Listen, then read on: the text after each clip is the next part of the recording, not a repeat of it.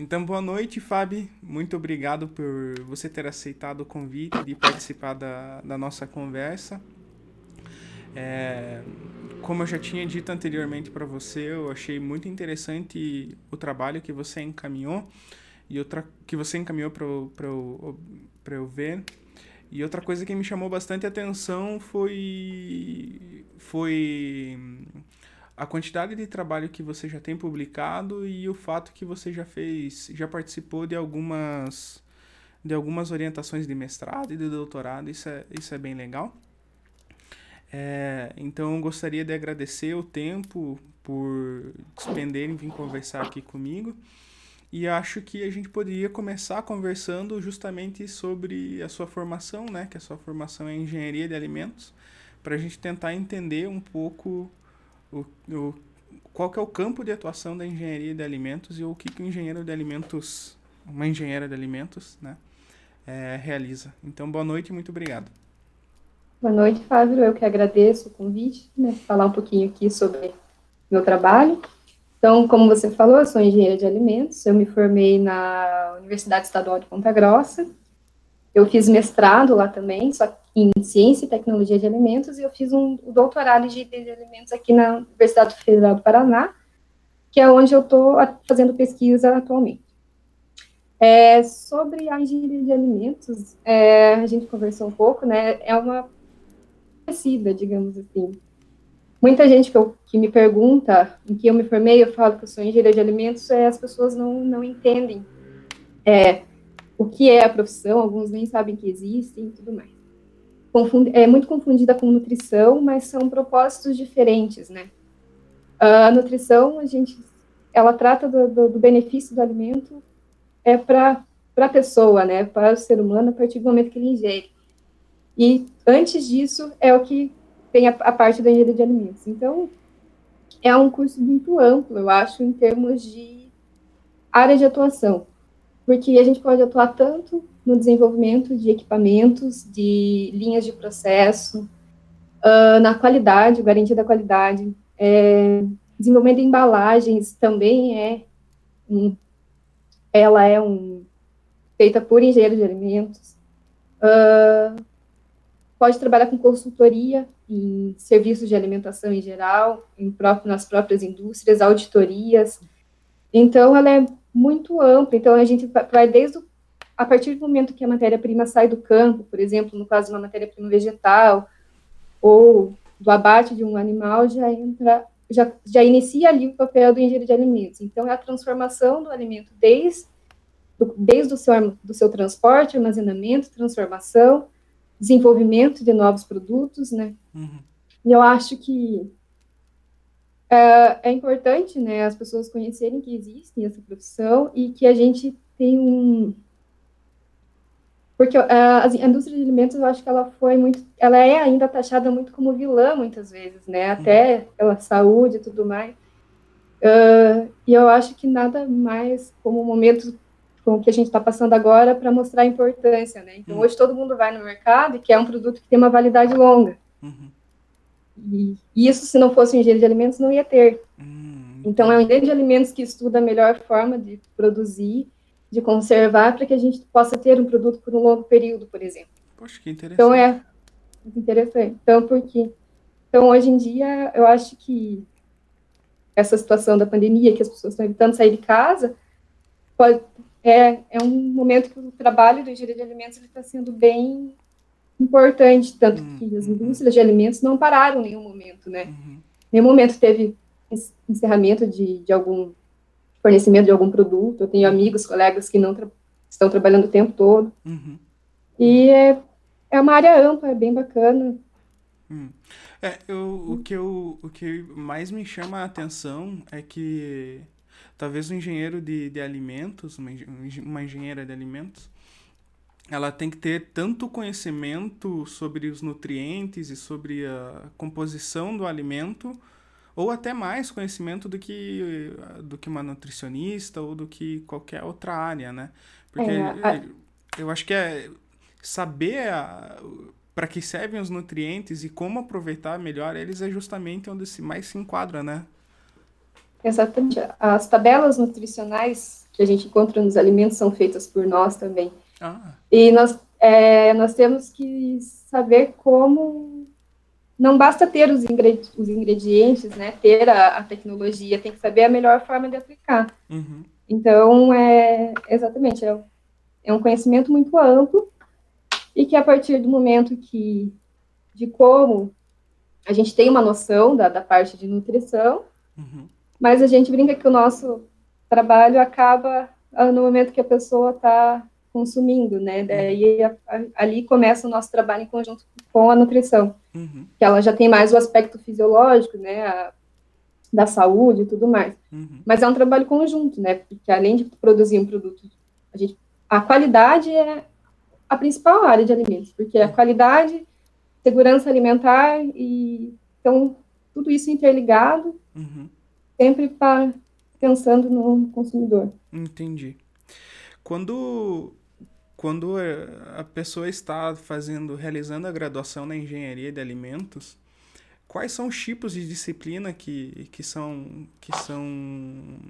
ministrados no curso? São disciplinas mais orientadas à química? São disciplinas mais orientadas à biologia? O que que uma pessoa que está querendo realizar um curso de engenharia de alimentos ela espera encontrar de grade, por exemplo? Por, ela é uma engenharia, então a gente tem toda aquela base de engenharia de cálculo, cálculo numérico, cálculo diferencial, fenômenos de transporte, toda essa base de engenharia nós temos. Depois passamos por química geral, química inorgânica, química orgânica, então tem uma base boa de química. Na microbiologia e biologia é um pouco mais. É uma carga horária um pouco menor do que da química, digamos assim. Então, essa base de química, de engenharia, ela acontece nos primeiros anos da graduação, e a partir da metade do curso, nós começamos a ter a parte aplicada. Então, a gente sai da química geral e passa para a química de alimentos. Hum, A gente sai da mecânica dos fluidos e vai para as operações unitárias, onde a gente aprende a, a desenvolver o equipamento, a dimensionar os equipamentos necessários. uhum, Então, e também temos as disciplinas de tecnologias. Então, para cada setor industrial, digamos assim, da área de alimentos, tem um foco específico. Então, se eu vou trabalhar no setor de laticínios, eu preciso saber mais a respeito disso. hum, Se eu vou trabalhar no setor de carnes, eu preciso saber mais a respeito daquilo. Então, por exemplo, na PPG, que foi onde eu me formei, a gente tinha, na minha época, tinham 7 tecnologias diferentes. Então, a gente podia optar entre 5 ou 6 para fazer. Então, tem disciplinas de tecnologia de leites, tecnologia de produtos carnes, tecnologia de cereais. Então, além de toda a parte de engenharia e do equipamento, tem as partes mais específicas de acordo com o ramo da indústria, uhum. porque cada uma vai ter sua particularidade. Então, na verdade, a pessoa, quando ela está em formação, ela pode escolher em quais ramos principais ela gostaria de atuar, tendo em vista, por exemplo, o mercado de trabalho. Você É, comentou de lá de Ponta Grossa, e lá perto de Ponta Grossa ela tem uma indústria de produção de laticínios muito forte, né? tem a E, Ponta Grossa. aham. Ponta Grossa E, é muito forte para engenharia de alimentos, né? Porque ali tem tantos laticínios, é um polo cervejeiro também, aham. e também tem muita coisa voltada para grãos, né? Cereais, Ah, tem ah. bastante coisa lá. Pensando em específico na escolha dessas tecnologias e desses caminhos que a pessoa pode optar por seguir durante o curso de engenharia, é, existe alguma área, algum tipo de tecnologia que você percebeu que as pessoas elas tendem a seguir mais ou alguma área, alguma tecnologia que as pessoas tendem a seguir menos, que é mais difícil, que é mais fácil? Eu acho que é muito regional, assim. Na graduação, a gente não tem um limite de quantas tecnologias a gente quer estudar. Então, se a gente quiser fazer todas as disciplinas de tecnologia, a gente faz. E Uhum. a maioria acaba fazendo praticamente todas, até porque é interessante, né? Eu acho que eu fiz Aham. quase todas também. Mas é muito regional. Por exemplo, aqui na nossa região, o pessoal acaba trabalhando bastante com produto carne, com cereal. Uhum. enfim, panificação. Uhum. Se você for para uma região litorânea, daí a tecnologia de pescado já pode ser mais atrativa. Aqui é uma região que não é tão atrativa Hum. para um aluno de graduação falar, eu quero fazer Uhum. tecnologia de pescados, entendeu? Uhum. Entendi. Então, eu acho que é em função da demanda mesmo. Que legal. Como que é a situação?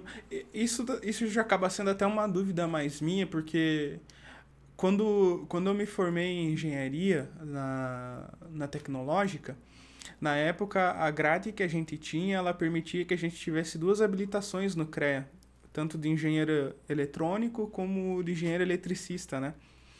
Como que funciona isso daí no CREA para engenheiro de alimentos? Existem habilitações diferentes para cada tipo de tecnologia que é estudada ou não necessariamente? Não, é só habilitação de engenheiro de alimentos também. Entendi. Então você estando Algumas habilitado. indústrias, Perdão, isso. pode ir. Em algumas indústrias, dependendo do que é produzido, o CRQ, que é o de química, Uhum. acaba querendo que o engenheiro de alimentos se vincule a eles. Mas isso é um caso, são casos particulares e que dá uma confusão às vezes. Entendi. Entendi. Então, além de ter que ter o CREA, às vezes a empresa também pede que você tenha um registro no Conselho de Química, é isso? Mais ou menos isso, Na né? verdade, ou o conselho vai atrás também, Ah, entendi, entendi. né? Hum. É, seguindo um pouco na tua trajetória científica e da tua trajetória profissional, eu vi que você fez o mestrado, né? E o mestrado você fez logo na sequência que você terminou a tua graduação? Ou você ainda teve algum tempo para decidir se ia seguir num trabalho numa empresa ou se ia seguir na área de pesquisa? Ah, ali na UEPG, o curso ele é integral, né? Então, durante a graduação, é aquele integral que você tem várias janelas espaçadas, então eu acabava ficando o dia inteiro no campus, e eu fiz estágio nos laboratórios de pesquisa desde o primeiro ano da graduação. Então, eu estava envolvida naquele meio da graduação, de pesquisa, dos laboratórios Uhum, e tudo mais, e eu tinha curiosidade de saber, né, como era estar na indústria. uhum, Porque até que a gente faz muita visita técnica, muita graduação, então eu sempre tive essa vontade. uhum, No fim da graduação, eu passei por um período numa indústria de alimentos, uhum, fiquei um tempo lá, mas foi excelente, aprendi muito. É muito legal ver o dia a dia de uma indústria de alimentos, mas eu, particularmente, eu vi que eu sou da pesquisa. uhum, Então, senti falta da pesquisa, senti falta dos laboratórios, e uhum. daí, logo na sequência, eu já fui fazer o mestrado. Entendi. E Eu fiz não, lá eu na não, UEPG mesmo. eu não sei se você saberia me dizer, ou até pela a experiência que você tem, pela experiência dos seus colegas, se o mesmo nível de pesquisa que é aplicado nesse ramo é o mesmo nível de pesquisa que é realizado nas indústrias alimentícias. Por exemplo, tendo como base o que você já fez até hoje e o que você está produzindo, comparativamente com o que as pessoas veem na indústria, é muito grande a diferença do que existe para pesquisa e desenvolvimento, ou você diria que é mais ou menos igual? Eu acho que tem coisa muito parecida e tem coisa um pouco mais fundamental, digamos assim, né? Tem pesquisas que são mais dos detalhes, mais dos fundamentos, mas que vão auxiliar no desenvolver, né? Mas a pesquisa tem muita mestrado, doutorado que é vinculado com empresas para o desenvolvimento de produtos, para o desenvolvimento de Hum, tecnologias. Então, dá para caminhar junto, sim. Tem casos específicos, né, como eu falei, uhum, mas tem muita coisa que dá para caminhar junto. Então, tem empresas que têm uma área de pesquisa e desenvolvimento muito grande, tem outras que nem tanto, uhum, mas dá para vincular as duas coisas, sim. entendi. Voltando pro assunto do mestrado, que você comentou que até o mestrado você fez lá em Ponta Grossa, na UEPG, né? É, qual que foi a linha de pesquisa que você seguiu daí? Sobre o que você dissertou? Na UFG, eu trabalhava desde a graduação num laboratório que era o laboratório de cereais, raízes e tubérculos. Então, ele trabalhava com toda essa questão dos cereais. Então, eu trabalhei um pouco com com caracterização e com modificação de amidos, que é uma, então, isso já é uma das aplicações que podem ser utilizadas para a indústria, então a gente estuda na universidade como propor modificações para um amido, por exemplo. Um amido é um ingrediente que ele é utilizado para os mais diversos produtos, né, ele é um ingrediente bem utilizado na indústria de alimentos. Mas a maior parte do meu tempo eu trabalhei com subprodutos, né, agrícolas, subprodutos agroindustriais. Então eu fiz um trabalho com o bagaço de mandioca, que a gente chama, que é o resíduo que sobra da extração do amido de mandioca, né, da fécula, que é mais conhecido como fécula.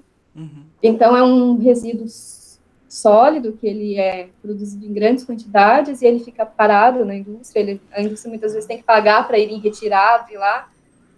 Então, eu fiz um trabalho com esse resíduo, então eu caracterizei ele, avaliei as potencialidades dele e apliquei para a obtenção de biopolímero, então na onda dos biodegradáveis, né? Então a gente misturou com polietileno para produzir um biopolímero. E no mestrado eu continuei no mesmo laboratório, só que ao invés, eu mudei um pouco o foco só da pesquisa. Então também trabalhei com subproduto, mas dessa vez eu trabalhei com subproduto líquido.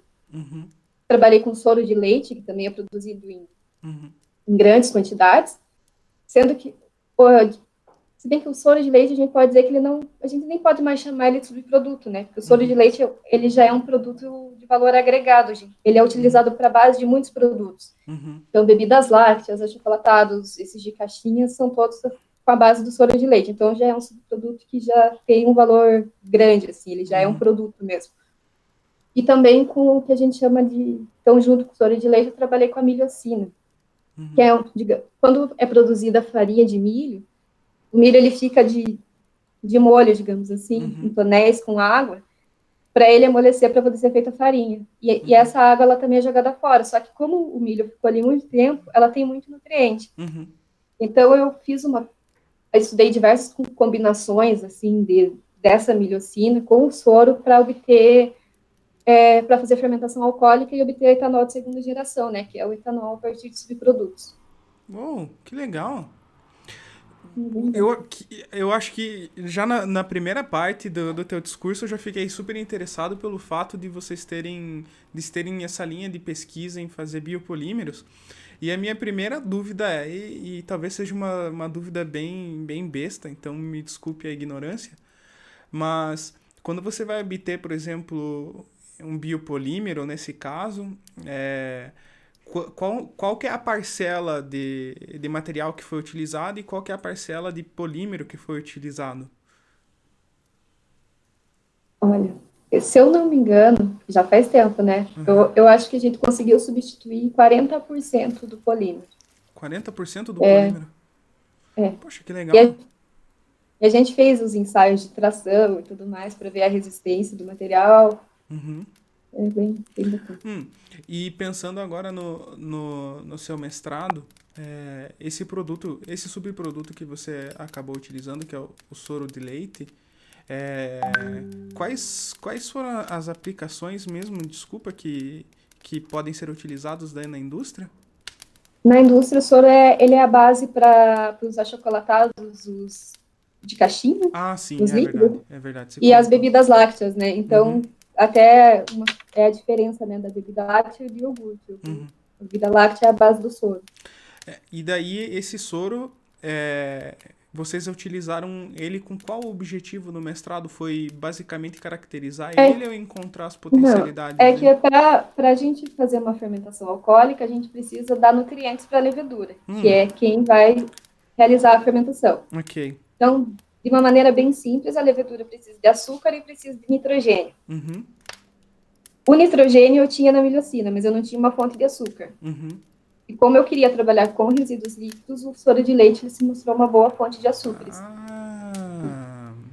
E esse álcool, esse álcool não, né? Esse etanol que era gerado desse processo que você acabou estudando, ele era utilizado para quais tipos de indústria? Ou é um álcool que pode ser utilizado, é um etanol que pode ser utilizado em qualquer aplicação que necessite de etanol? A partir do momento que a gente faz a destilação, a gente obtém o etanol na concentração que a gente quiser, né? Então, ele pode ser adaptado e aplicado para qualquer aplicação. Então, quando a gente fermenta, a gente vai ter o mosto, né, que é o que a gente chama, que é o produto final, e esse mosto vai ser destilado. A partir do momento que a gente destila, passa pelo processo de destilação, a gente consegue remover só o álcool. Uhum. Então, a partir disso, a gente consegue ajustar o teor alcoólico da solução final, digamos. Eu não sei se você tem ideia de custo de produção ou na verdade a minha dúvida é entender se esse tipo de álcool obtido pela utilização de subprodutos, esse tipo de obtenção de etanol, perdão, pela utilização desses subprodutos, ele acaba gerando um etanol mais barato do que pela extração direto de cana-de-açúcar, dizemos assim, ou não necessariamente? Mas, na verdade, sim, porque você acaba obtendo por uma via, digamos assim, de algo que seria descartado, né? Então, você pode utilizar a cana para obter o açúcar. Lógico que o rendimento da cana-de-açúcar, ela vai ser sempre maior, né? É um rendimento absurdo. Mas, se eu não me engano, a própria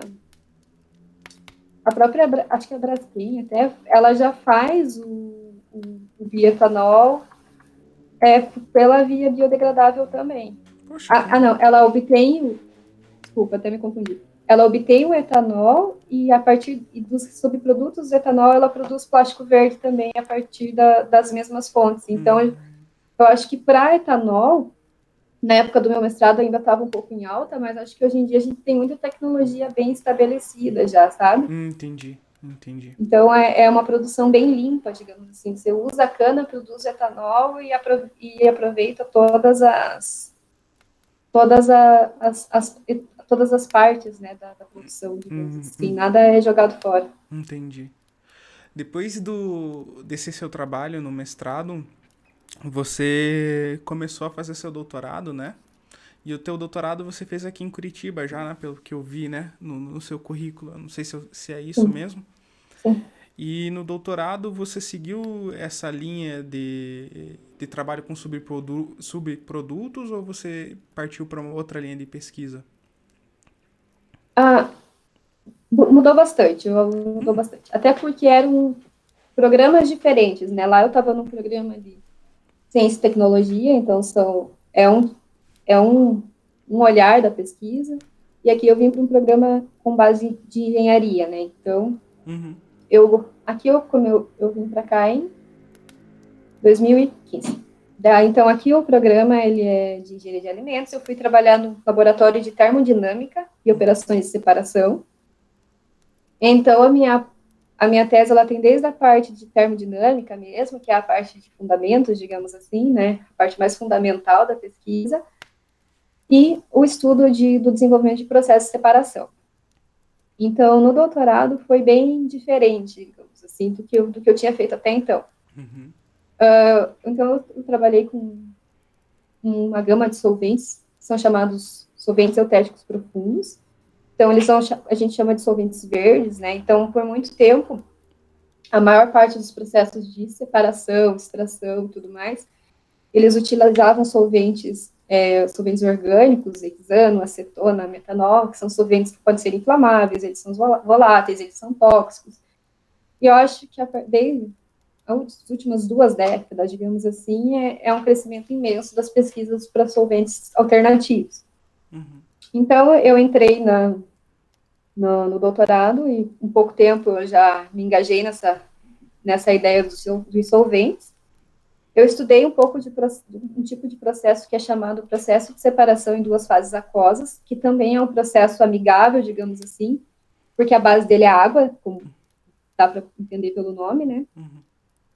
E no doutorado eu foquei mais na partição de biomoléculas pequenas, assim. Então, biomoléculas, quando eu falo de antioxidantes, eu falo de compostos fenólicos, eu falo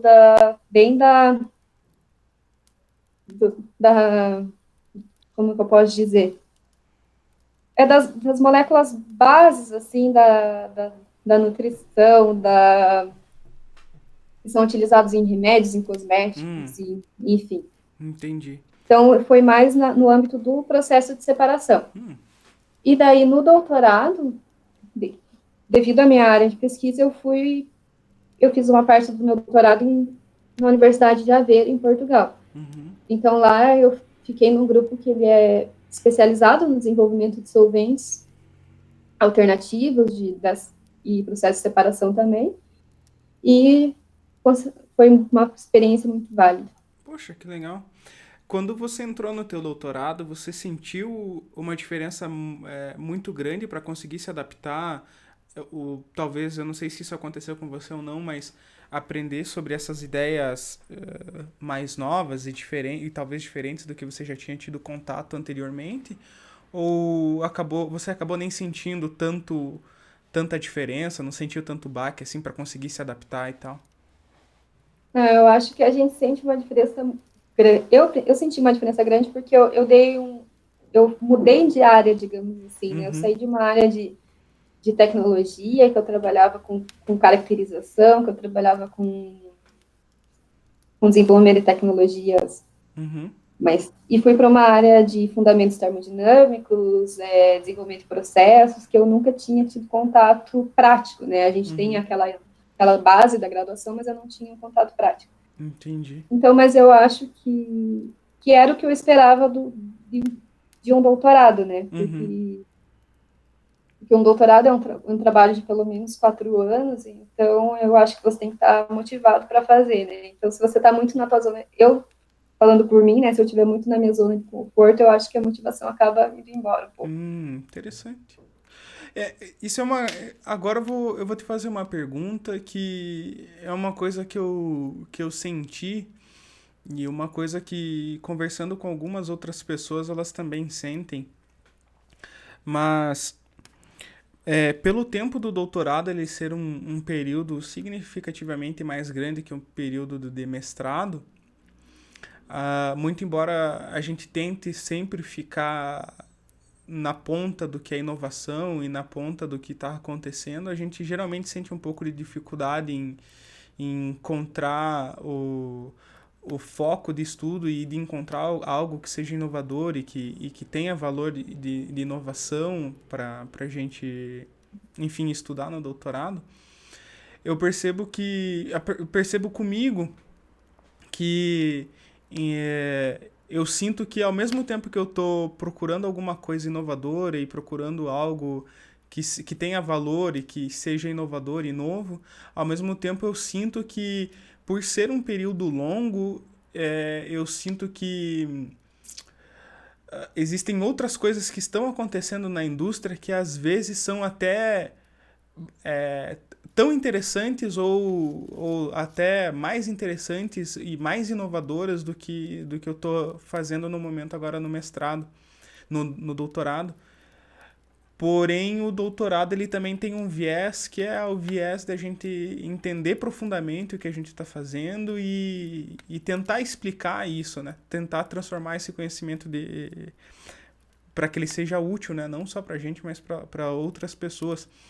E eu não sei se você teve essa impressão de sentir que, muito embora você estava fazendo alguma coisa extremamente nova, olhando para o lado e olhando para a indústria, você via que tinha algumas coisas acontecendo, alguns outros grupos também trabalhando em cima e obtendo alguns resultados super interessantes. E eu não sei se você sentiu isso ou se é só uma impressão minha. Não, acontece muito. E é uma disputa desleal, digamos assim, né? Principalmente aqui falando de Brasil, assim, porque a gente tem ideia, a gente tem muita boa vontade, mas a gente tem zero investimento. Então, assim, às vezes você está com uma ideia maravilhosa na cabeça, só que você está com os seus recursos muito limitados ali. Enquanto uma indústria está jorrando dinheiro em cima e o negócio está correndo, então às vezes eles conseguem os resultados muito mais rápidos que nós, muito mais rápido que nós. Só que também é aquilo, né? Eu acredito que na indústria até o momento em que o problema é resolvido. E a gente não se contenta com isso, né? A gente quer saber o porquê, por que foi assim, o que aconteceu, qual foi o meio que chegou nesse resultado, e se eu mudar isso, e se eu mudar aquilo, eu vou obter alguma coisa. Então, eu acho que é um trabalho muito mais aprofundado. Só que em termos de inovação, é realmente uma disputa desleal, porque a gente não tem investimento. Eu falo que aqui a gente a gente aprende a trabalhar na criatividade. Então, às vezes só a gente olha, é o que tem, a gente vai dar um jeito e vai fazer com isso mesmo. Uhum. E até eu já senti muita diferença nos meses que eu fiquei em Portugal. Então, você vê um país que o investimento na ciência, na educação é tremendo, onde as indústrias estão investindo na universidade. Então, tinham vários projetos no laboratório que eu estava que eram financiados por indústrias. Uhum. E daí, quando eu voltei para cá, aqui a gente pedalando de novo, eu falei, então, tem uma desigualdade. A gente sente mesmo que às vezes parece que a gente está ficando para trás, mas a gente vai se virando como pode. Isso é verdade, né? Eu acho que uma das coisas que me chamaram bastante atenção foi a diferença de infraestrutura também, quando eu passei um período fora. E eu via que a infraestrutura que as universidades tinham e que elas dispunham para os alunos e a infraestrutura que a gente acaba tendo, pelo menos a minha experiência se limita no Paraná, né? Então, pelo menos o que eu vi aqui no Paraná nas universidades que eu participei, a infraestrutura realmente era bem inferior à infraestrutura das outras universidades que eu visitei. Então, em várias situações, eu participei de laboratórios onde não tinha ar-condicionado e o material físico era um material assim bem velho, algumas coisas quebradas. E você ia nesse laboratório, nessa outra universidade que eu participei, e eram todas bancadas novas, material novo, computador de última geração, ar-condicionado dentro da sala, material à disposição do aluno. Então, é bem interessante o que você falou dessa parte de se virar na criatividade, porque o que eu sinto, e pelo que eu tenho conversado com as pessoas, é que nesses ambientes onde a gente tem a disponibilidade muito grande de infraestrutura, de material e facilidade de acesso a essas coisas, o que limita a nossa pesquisa somos nós mesmos, né? E quando a gente acaba entrando num ambiente que tem essas limitações de infraestrutura, limitações físicas e limitações de investimento, por exemplo, é bem o que você comentou, a gente tem que se virar na criatividade para mostrar a relevância do nosso trabalho e a relevância do que está sendo feito, né?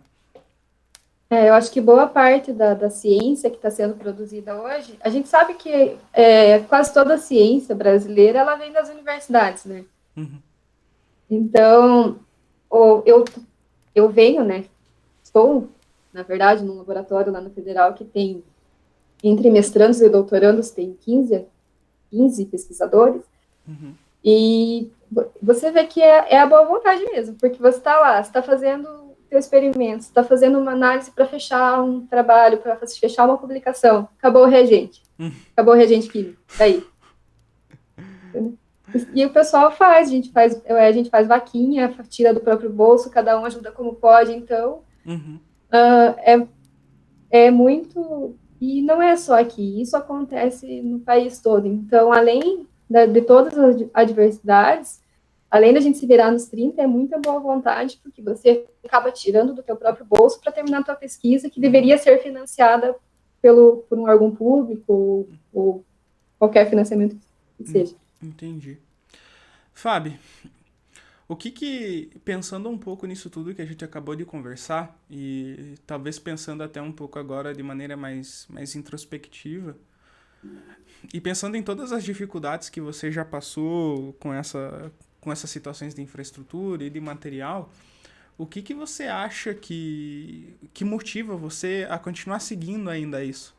Porque você é o exemplo de pessoa que fez graduação, mestrado, doutorado e agora está no pós-doutorado, né? E está seguindo a linha para se tornar uma professora e uma pesquisadora, né? Tendo em vista todas essas dificuldades, que é um caminho que muitas pessoas desistiriam só de olhar o que está acontecendo e ver o tamanho das barreiras, o que te motiva a continuar perseguindo essa ideia e esse sonho?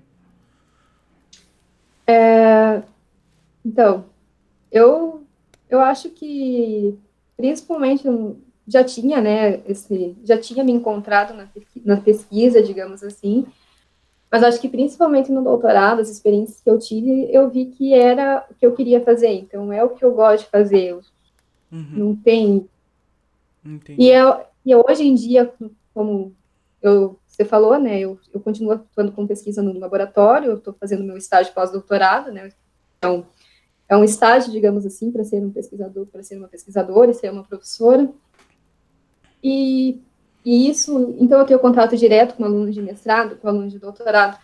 E essa sensação de você contribuir com alguém e você ver a pessoa atingindo objetivos, você vê os alunos que você contribuiu publicando artigos, defendendo os seus mestrados, assim, eu acho que não tem. É muito legal. Uhum. Então é mais uma questão, assim, que quem está na luta, digamos assim, ou continua ou vai desandar. A gente sabe que a gente está com um apoio zero, né? Então, Uhum. acho que a gente está vendo hoje a importância que a ciência tem na vida das pessoas agora, né? Que está todo mundo Uhum. voltando os olhos para os pesquisadores, mas isso não é só quando tem uma pandemia ou quando tem Uhum. alguma coisa grave acontecendo. A ciência ela é constante. Então, isso eu gosto, eu sou muito curiosa, então esse negócio de sempre você estar aprendendo coisa nova, de você estar sempre descobrindo novos jeitos de fazer as coisas, é a questão de orientar alunos, né? Você ajudar alguém, você vai lá e dá uma ideia. Você vê que a pessoa vai evoluindo aquela ideia, você vai começar a discutir junto com ela e vai se formando um trabalho. Uhum. Para mim, isso é motivador. Então, Que legal. eu falo que eu nado contra a corrente, né? Então, tá tudo contra a quem quer seguir uma carreira de professor, de pesquisador, mas eu estou insistindo. Uhum. Não, que Vamos lá. legal. E eu acho que você falou umas coisas bem interessantes, porque você falou umas coisas que são bem visíveis mesmo e que eu consigo me conectar facilmente com o que você disse em relação a você ver que o, talvez uma semente de ideia ou uma proposta que você lance é o suficiente para uma pessoa que realmente está motivada e quer seguir um trabalho no mestrado e doutorado, é o suficiente para aquilo se tornar uma ideia grande que gera publicações, que gera defesa. Então isso é legal porque eu acho que é recompensador, né? Ver a evolução da pessoa, né? A partir de algo que é tão abstrato, né? Vamos pensando friamente, na verdade foi uma ideia que a gente lançou, conversou e a pessoa acabou pegando aquilo e utilizando aquilo e transformando aquilo em alguma coisa, né? Então é bem legal, eu consigo me conectar no que você está comentando mesmo. Exatamente. Em relação E a. aquilo, Hum, uma pesquisa, um artigo publicado é isso aqui. A partir do momento que a gente publica um artigo, ele está disponível para o mundo inteiro ler. Então, uhum, alguém lá do outro lado pode ler, a partir daquela pesquisa, ele vai ter uma ideia, ele vai desenvolver outra pesquisa a partir daquilo. Então, é evolutivo, né? Então, uhum, ele não fica. Então, a gente comemora cada artigo publicado, porque não vai ficar só para a gente. Alguém pode ler e a partir dali a pessoa vai andar para novos rumos. Então, eu acho é, que é muito bacana. acaba sendo inspirador, né, mesmo, essa apresentação de trabalho, né? Pensando um pouco lá do teu período que você estava em Portugal, você passou quanto tempo lá? Eu fiquei 4 meses e meio. 4 meses e meio? E nesses 4 meses e meio você ficou trabalhando também no seu projeto? Ou você acabou mudando um pouco de foco e trabalhando no projeto da outra linha, dos outros pesquisadores, enfim, auxiliando os outros pesquisadores? Ou você foi para se utilizar da estrutura? Eu trabalhei muito no meu projeto lá, então a maior parte do tempo eu trabalhei no meu projeto. E daí, na verdade, tudo começou que eu estava com alguns problemas na minha tese, então a gente entrou em contato com esse professor de lá, que ele é bem um dos mais conhecidos da área, tudo, e ele estava muito bem disposto a ajudar e acabou me convidando para ir para lá. Então, na época, teve, né, um edital do que a gente chama do doutorado sanduíche, tudo se encaminhou e eu fui para lá. Então, eu já fui para lá com ele, com esse professor como meu co-orientador. Então, eu já fui para lá com o intuito de desenvolver a minha pesquisa. Entendi. Eu falo que nada que eu fiz lá eu não poderia ter feito aqui. Eu poderia ter feito tudo aqui. Uhum. A diferença é que eu fiz muito mais, algumas coisas eu fiz muito mais rápido lá, Uhum. justamente por essa disponibilidade de recursos, Uhum. e, e a experiência, né? Uhum. Porque eu acho que o conhecimento que eu adquiri conversando com as pessoas que estão lá, que têm uma outra visão, que já trabalham talvez há muito mais tempo que eu naquilo, eu acho que essa Uhum. carga de conhecimento, dessa troca com as pessoas, acabou sendo o maior valor que eu trouxe de lá. Entendi. Então, era possível fazer tudo aqui. Mas foi uma das melhores coisas no meu doutorado. Eu imagino que a experiência tenha sido muito bacana mesmo, porque só o fato de você participar, talvez, de um grupo que tenha. Que, só o fato de você estar em áreas diferentes, acho que já ajuda a despolarizar um pouco o que a gente tem de conceito e ficar um pouco mais aberto para aprender outras coisas com outras pessoas, né? E ainda mais como, que nem você comentou, que são pessoas que já tinham até um pouco mais de experiência, então acaba ficando até mais interessante ainda, né? Aprender. Então, eu participei de eventos lá, Aham. assim, com pesquisadores bem da área. Então, às vezes, sabe, quem, quem trabalha com pesquisa sabe, né? A gente começa a ler muito trabalho, então, tem alguns Hum. autores que já viram meio que figurinha carimbada naquilo que você está lendo. Então, eu Uhum. tive oportunidade de conversar com muitos desses autores, digamos Uhum. assim. Então, é uma experiência bem bacana, É. que a gente É não tem tipo. tanto acesso aqui. É verdade. É tipo conversar com, sei lá. Pelo menos é a comparação que eu faço, mas é como se a gente estivesse conversando, sei lá, com um rockstar, né? Só que da área da ciência, né? Exatamente. Eu, eu tenho um professor que eu tenho bastante, que eu estimo bastante ele, porque ele é um cara que ele acabou conseguindo ter uma carreira internacional de pesquisa e ele é um professor que ele ministra aula lá na Tecnológica. Eu não sei se ainda está ministrando hoje, mas uma vez eu estava nessa universidade fora do país, eu estava trabalhando num laboratório e eu precisava fazer uma programação. E eu lembro que eu tinha feito a disciplina desse professor e, poxa, fazia tempo que eu não mexia mais com aquele tipo de programação específica e pensei, poxa, se eu tivesse com o livro do cara aqui, eu ia conseguir me virar e tal. E eu tô falando de uma universidade que era, assim, era numa região rural, lá na França, tá? E eu fui na biblioteca e comecei a procurar sobre o assunto e tava o livro do cara lá no meio da biblioteca. Deu, nossa, cara, como pode, né? Eu consegui encontrar o livro do professor que ministrou a aula pra mim, que é um cara que nem você disse, é uma figurinha batida e tá aqui, né? Tipo, o cara conseguiu atingir essas pessoas daqui. Então eu fiquei muito impressionado com isso me marcou muito porque isso mostra, e talvez seja até um exemplo do que você falou, de como a pesquisa afeta e a vida das pessoas e como ela afeta, assim, tem um poder de atingir, seja o lugar mais distante que seja, tem o poder de atingir esses lugares e mostrar o poder dela, né? Então eu fiquei impressionado quando isso aconteceu comigo, porque nunca pensei que eu iria encontrar o livro do cara lá e o livro do cara tava lá, tava disponível e pronto para ser utilizado e eu fiquei muito impressionado.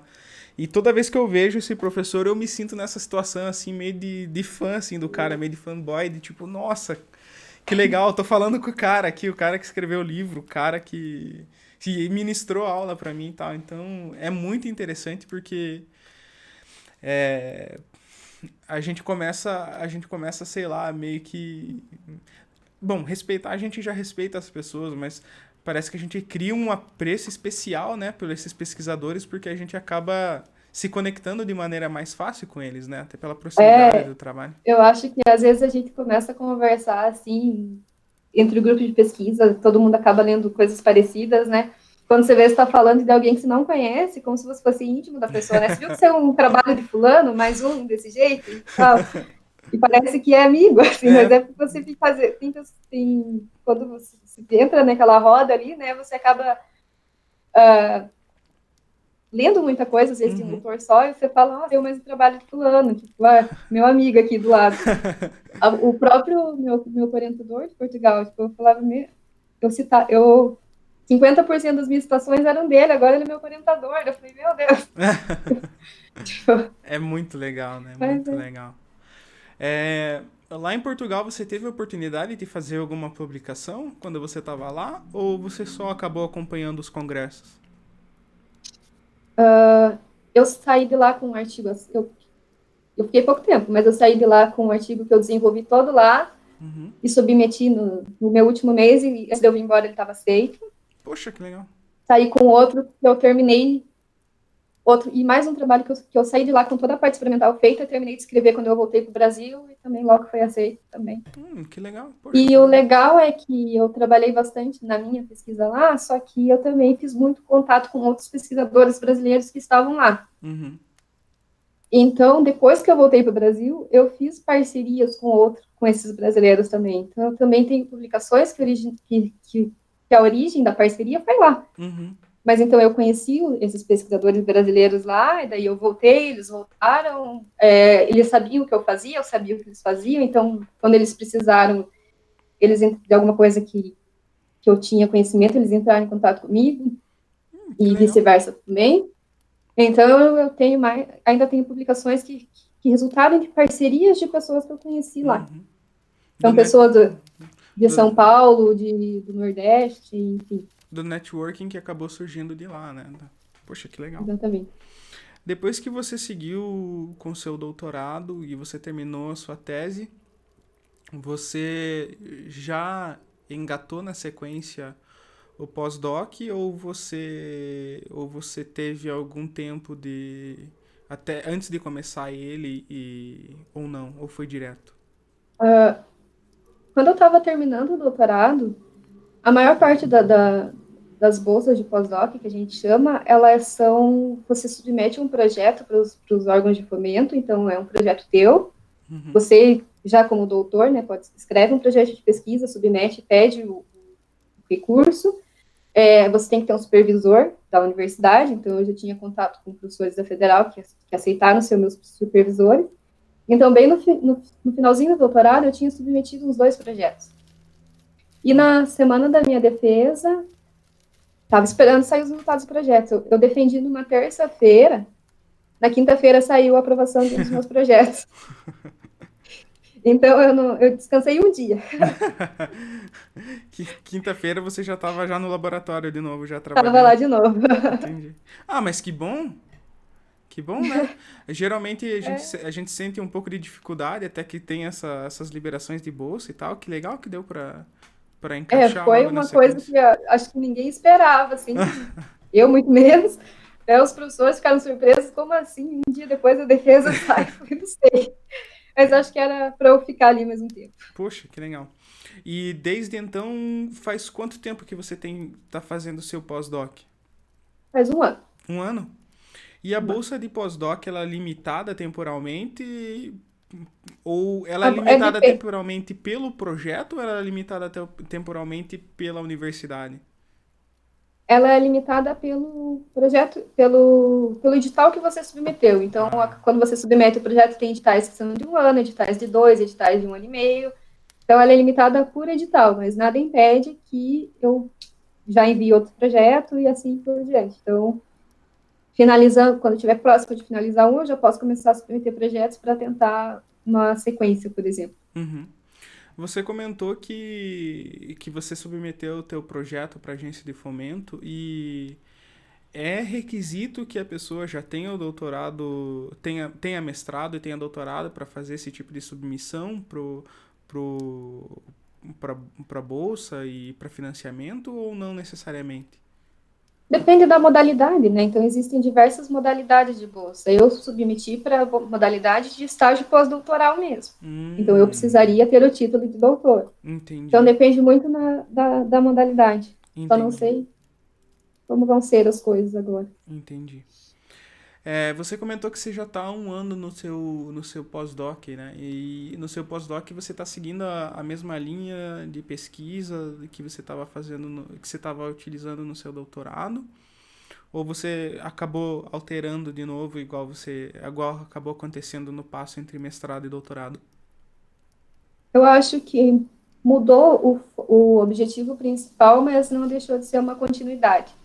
Então, eu fiquei bastante tempo trabalhando, estudando a parte mais fundamental desses solventes, esses solventes verdes, solventes biodegradáveis que eu comentei com você. Uhum. E no pós-doc eu submeti um projeto para aplicação desses solventes. Então, o que acontece? Então, a gente desenvolve um solvente que ele é biodegradável, que ele é natural.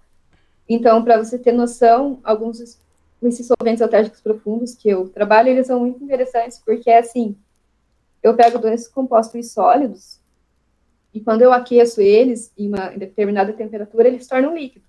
Uhum.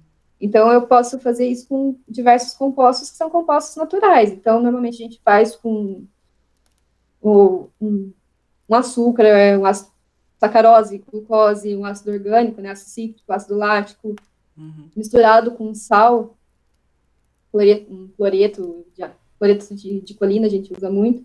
Então, essa mistura desse sal com esse outro composto, que é um composto usual, né, simples, é natural, quando a gente faz essa mistura em determinadas proporções, em determinada temperatura, a gente obtém um solvente líquido. Uhum. Então, a gente substitui aquele solvente que é inflamável, que é volátil, que é tóxico, por esse solvente que foi obtido a partir de um açúcar, por exemplo, a partir de um ácido cítrico. E nesse último ano eu estou trabalhando muito com a aplicação desses solventes, mas para a obtenção do que a gente chama de compostos bioativos. Uhum. Então, esses compostos bioativos são compostos que estão nas frutas, nas matrizes vegetais em geral, e são compostos que eles vão ter algum benefício para a saúde humana. Então, ele pode ter uma propriedade antioxidante, ele pode agir como anti-inflamatório, ele pode agir como antimicrobiano, tem um efeito bactericida, enfim. Uhum. Só que a gente pensou, né? Tá, a gente tem o solvente, a gente vai desenvolver o processo, mas vamos agregar alguma coisa a mais. Então, a boa parte dos trabalhos que eu estou envolvida agora, ao invés de a gente trabalhar com as frutas, a fruta já tem seu valor agregado. Então, se você pôr a fruta no mercado, ela vai vender. Uhum. E muitas frutas, por exemplo, elas só tem disponibilidade uma vez por ano. Uhum. Então, a gente resolveu trabalhar com as folhas das árvores. Uhum. Então, a gente coleta as folhas de árvores frutíferas e avalia quantos compostos bioativos a gente consegue remover dessas folhas. E de uma forma biodegradável. Então, é um solvente que não vai gerar resíduo para o meio ambiente, ele não é tóxico para o ser humano. E quando a gente fala de compostos bioativos, né, os antioxidantes, acho que a maioria das pessoas ouve falar, principalmente em cremes, né, em cosméticos, enfim, os próprios aminoácidos, alcaloides, que são esses componentes menores, mas que fazem bem para a saúde, eles também são compostos sensíveis. Então, às vezes a gente consegue extrair uma quantidade muito grande com um solvente orgânico, mas ele pode degradar. Ou então, normalmente quando eu uso um solvente orgânico, eu preciso remover esse solvente depois, porque justamente eu não posso aplicar num alimento, aplicar num remédio, se um solvente desse. Então, eu tenho que separar a molécula e remover depois. E o que a gente tem visto nesses nossos trabalhos é que esses nossos solventes, que são biodegradáveis, eles são também biocompatíveis. Então, eles estabilizam a molécula. Então, ele não tem essa parte, além dele ser bom não só para a questão ambiental, a questão de toxicidade, ele é bom para a molécula.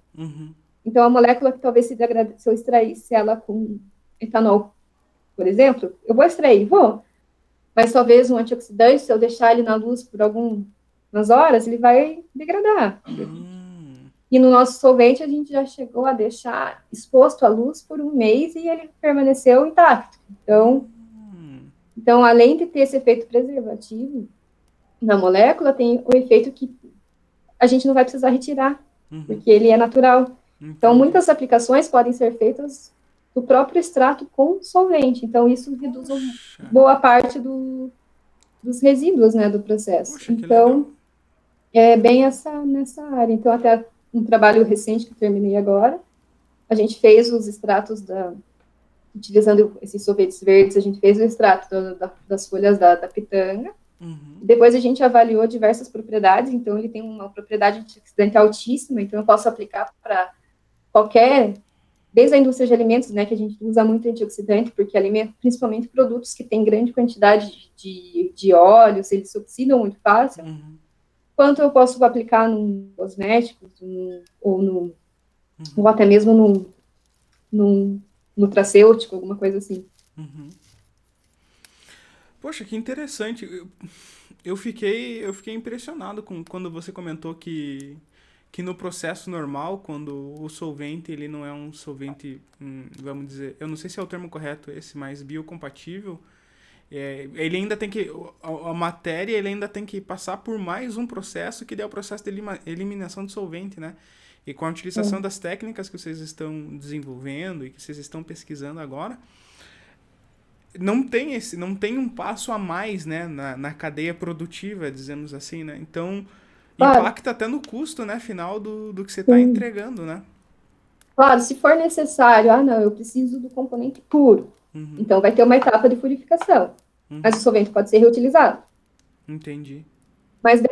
Mas para muitas aplicações, ele pode ser tranquilamente aplicado dentro do próprio extrato. Então, eu economizo uma etapa do processo. Uhum. Até porque a etapa de purificação ela é uma das mais caras do processo, né? Você obter o extrato muitas vezes Ah, é fácil, mas você purificar, você tirar o composto isolado do extrato já não é tão simples assim, ou uhum, não é tão barato assim, digamos uhum. assim, tá? E para fazer Então, se eu conseguir uma aplicação que eu possa utilizar direto no solvente, eu economizo uma boa etapa, uhum. uma boa parte.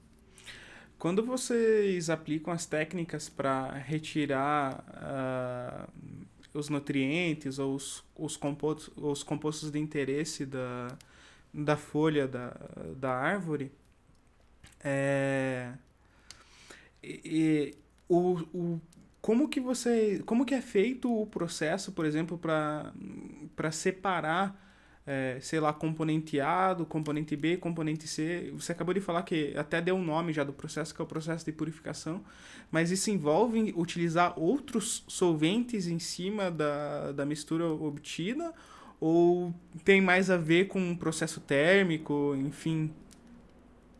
Depende, tudo depende do composto que está ali. Você pode fazer uma extração sólido líquido, que a gente chama, que é a extração convencional, né? Que você está misturando o solvente líquido com o componente sólido, que no caso é folha, e vai remover. Então Uhum, a gente vai ter esse extrato bruto. Esse extrato bruto eu posso pôr em contato com outro solvente que vai ter uma extração líquido-líquido, então eu vou ter duas fases líquidas e os componentes que estão no extrato bruto eles vão se particionar por essas fases.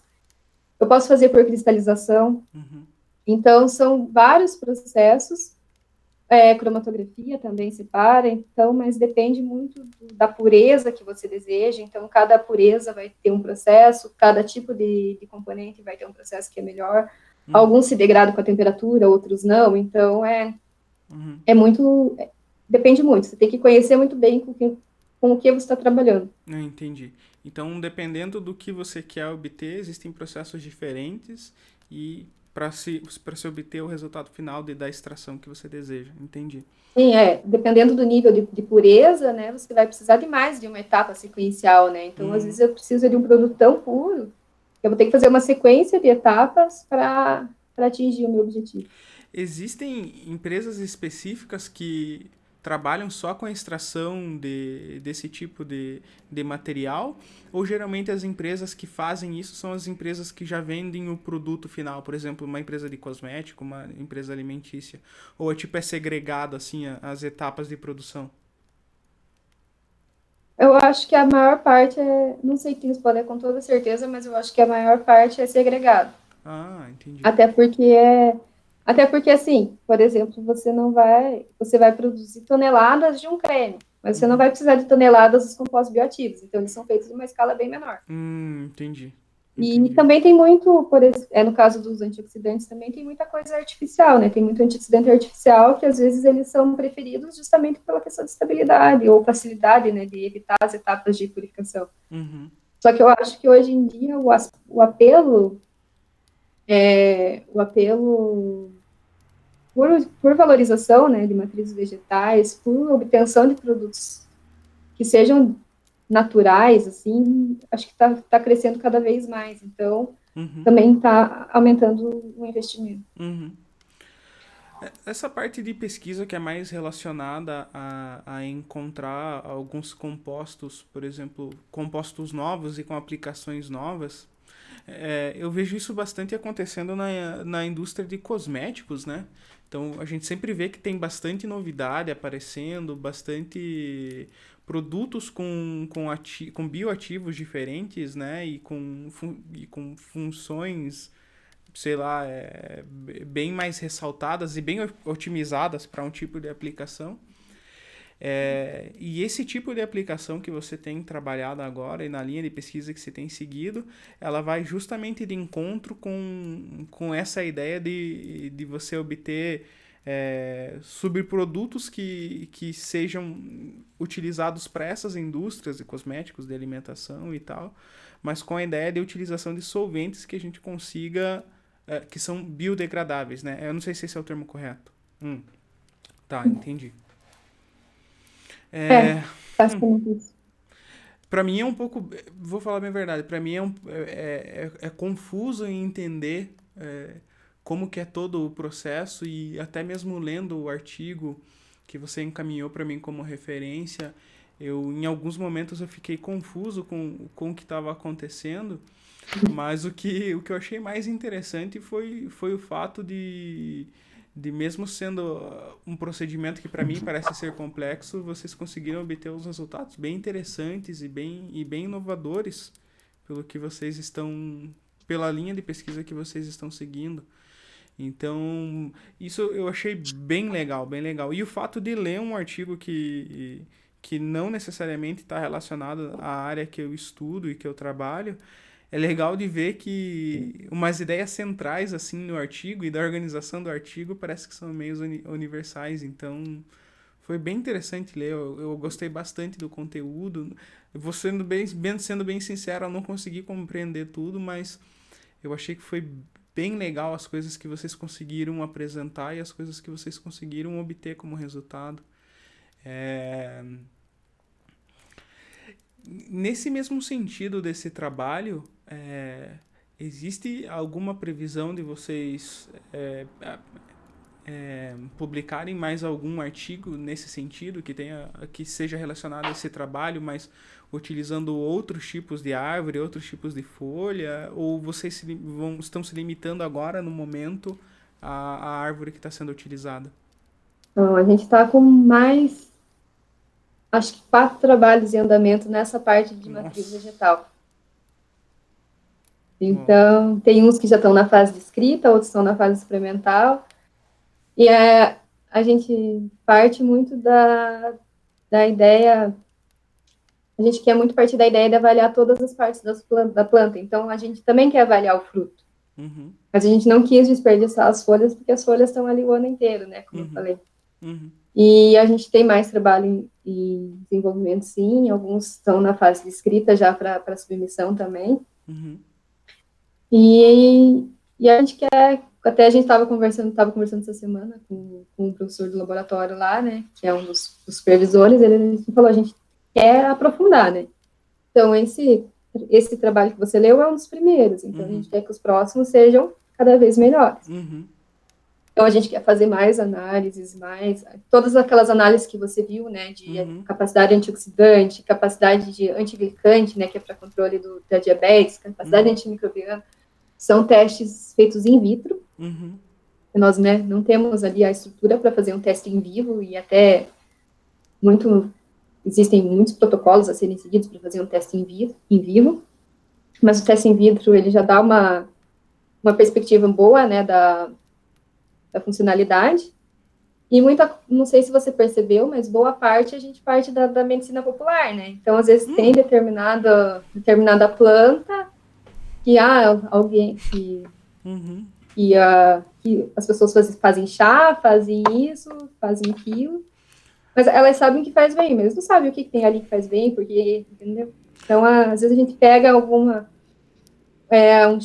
planta que a gente tem trabalho com alecrim também, por exemplo. Então, a pessoa sabe que eu vou fazer chá de alecrim porque é bom. Então, a gente vai pegar o alecrim, vai ver o que tem ali dentro, vai ver. Tipo, a gente reafirma o porquê Poxa, que legal. daquilo, sabe? De uma maneira mais científica. Poxa, que legal. Isso é bem interessante mesmo, porque é essa impressão de que me parece que de um tempo para cá as pessoas voltaram a acreditar nessa medicina mais natural, mas a gente passou por um período que foi bastante desacreditado, né? E até esse tipo de atividade que você faz, ela é legal, porque é um reforço positivo justamente dessa experiência passada, né? Que existia e que talvez seja só a minha percepção, mas que durante um tempo ela acabou sendo deixada um pouco de lado. Claro que tem toda a complexidade do trabalho e eu entendo que houve toda uma parte enfim, é, de pensar, toda uma parte de realizar, uma parte de metodologia e tal. Mas o que me ressaltou assim bastante os olhos foi a árvore que foi utilizada, porque na cidade que eu vim de uma cidade do interior do Paraná, e tinha muito dessa árvore e ninguém dava nada para ela, sabe? A gente comia o fruto dela e beleza, cara. Isso daí era igual praga que tinha lá. E é engraçado ver, porque parece que fecha um pouco para mim o ciclo de ver que uma coisa na minha infância que era um alimento, algo que acabava sendo desprezado, dizemos assim, porque tinha demais e a gente comia, e ver que tem uma utilização totalmente diferente, uma utilização inovadora e é engraçado porque para mim era algo que era tão bobinho, uma árvore que estava lá, e agora ver a quantia de potencial que ela tem e de coisas interessantes que ela pode gerar, né? Então,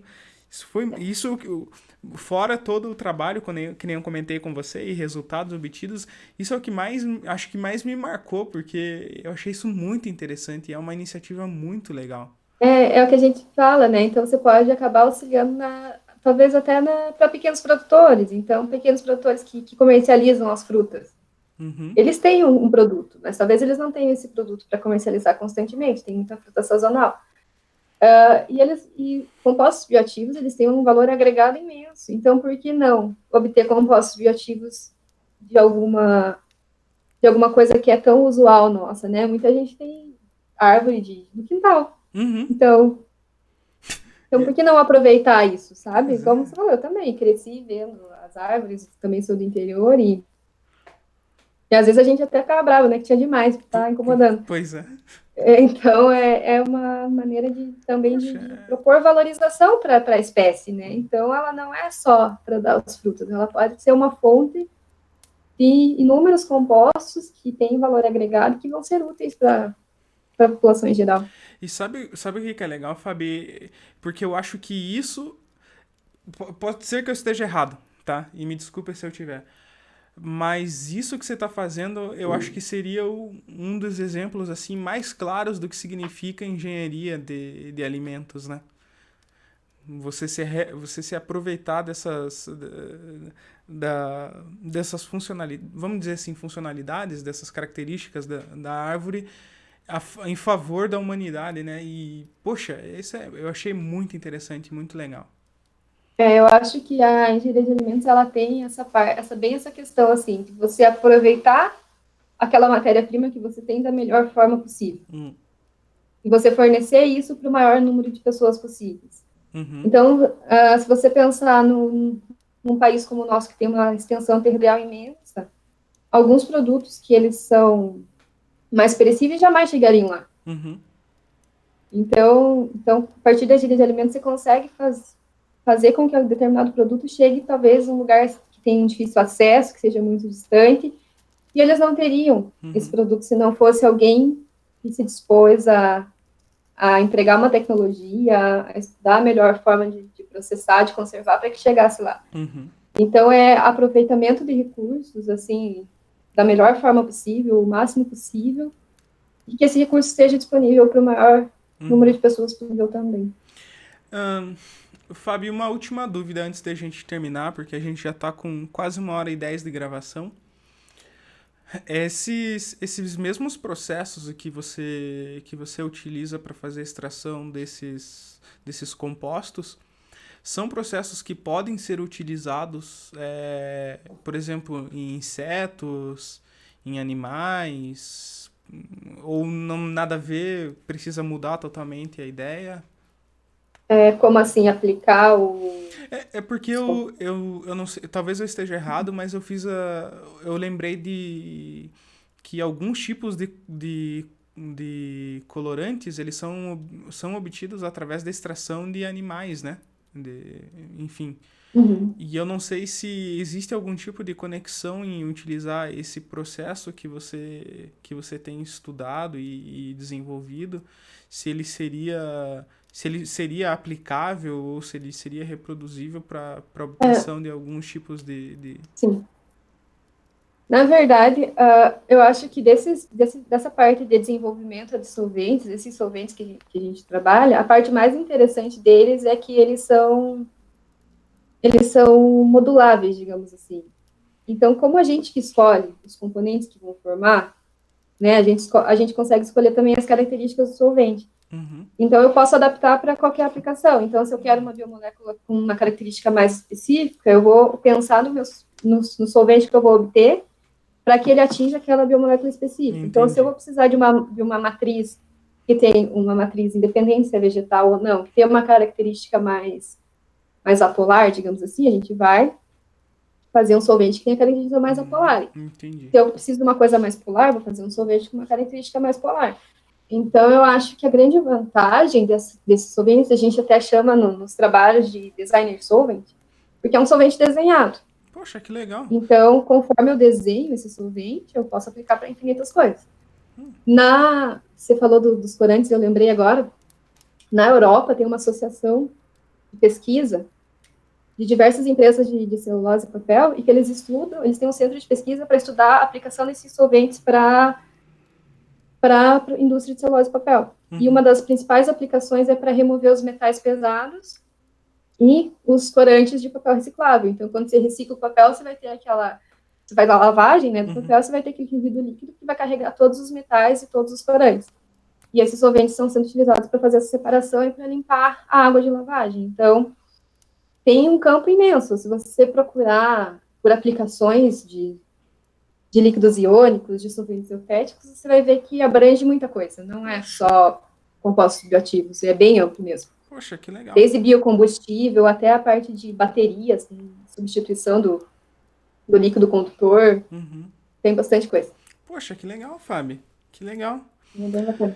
Fábio, a minha vontade era que a gente continuasse conversando um pouco mais, mas a gente já está agora, já há quase 1h13 já conversando. Então, se empolgou. eu gostaria de agradecer, então, Fábio, o tempo e a disponibilidade por você ter vindo e conversado um pouco sobre a tua trajetória no mestrado, na graduação, no doutorado e agora no pós-doutorado, explicado também um pouco pra gente o que uma engenheira de alimentos trabalha, quais que são as áreas de atuação dela e quais são as potencialidades que esse tipo de profissão ela possui. E gostaria de parabenizar você mais uma vez pelo trabalho, eu achei que ficou muito interessante. Como eu disse no começo da nossa conversa, eu fiquei bem impressionado com esse tipo de aplicação que vocês obtiveram e a aplicação que vocês realizaram e os resultados que vocês obtiveram. E gostaria de agradecer mais uma vez, então, você. Se você tiver, se tiver mais alguma coisa para compartilhar, fique à vontade. Não, eu que agradeço o convite, né? Falei bastante, mas e estou à disposição, né? Alguma dúvida, alguma coisa, pode sempre contar comigo.